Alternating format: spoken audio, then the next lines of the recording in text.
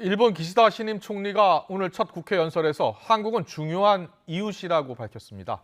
취임 후 한일 관계에 대한 첫 입장 표명이어서 주목이 됐지만 한국이 해법을 내놔야 한다는 일본 정부의 입장은 이번에도 그대로 반복됐습니다. 취재기자 연결해 자세히 알아보겠습니다. 이경아 특파원. 네, 도쿄입니다. 기시다 총리가 한일 관계에 대해서 밝힌 내용, 구체적으로 어떤 말들이 나왔습니까? 네, 기시다 총리는 오늘 오후 2시부터 일본 중의원에서 국정 운영 방침을 밝히는 소신 표명 연설을 했습니다. 지난 4일 공식 취임 이후 국회에서 처음 연설한 건데요. 외교 안보 분야에 대한 입장을 밝히면서 한국은 중요한 이웃이라고 말했습니다. 또 한일 관계가 건전한 관계로 돌아가기 위해 일본의 일관된 입장에 따라 적절한 대응을 한국 측에 강하게 요구해 나가겠다고 언급했습니다.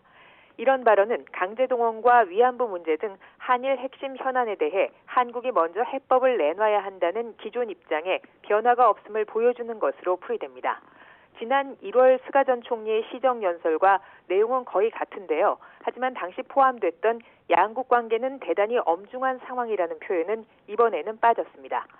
순서를 보면 기시다 총리는 미국과 북한, 중국, 러시아에 이어 주요국 가운데 가장 마지막으로 한국을 언급했습니다. 이번 연설에서는 또 북한에 의한 일본인 납치 문제를 가장 중요한 과제로 표현했습니다. 모든 납치 피해자가 하루빨리 귀국할 수 있도록 전력을 다하겠다며 김정은 위원장과 조건 없이 직접 마주할 결의를 갖고 있다고 말했습니다. 다만 최근 탄도미사일 발사 등을 염두에 두고 북한에 의한 핵과 미사일 개발은 결코 용인할 수 없다는 강한 입장을 밝혔습니다. 견고한 미일 동맹 그리고 중국을 견제하는 이른바 자유롭고 열린 인도태평양 구상을 강력하게 추진하겠다는 방침도 재확인했습니다. 이와 함께 미사일 방위 능력 등 국방력을 강화해 일본을 둘러싼 엄중한 안보 환경에 대응해 나가겠다고 밝혔습니다. 기시다 총리가 취임 후 주요국 정상과 잇따라 통화를 했는데요. 문 대통령과는 언제쯤 통화가 이루어질 것 같습니까?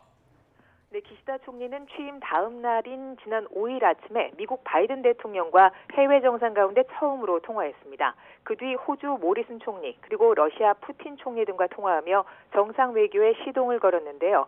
스가 총리의 경우는 지난해 취임 8일 만에 문 대통령과 첫 통화를 했습니다. 기시다 총리와 문 대통령과의 통화 일정은 아직 결정되지 않은 것으로 알려졌지만 늦어도 다음 주 중에는 이루어질 것으로 예상됩니다. 이달 말 중의원 선거 등이 예정돼 있어서 기시다 총리는 이탈리아에서 열리는 주요 20개국 정상회의는 참석하지 않을 방침입니다.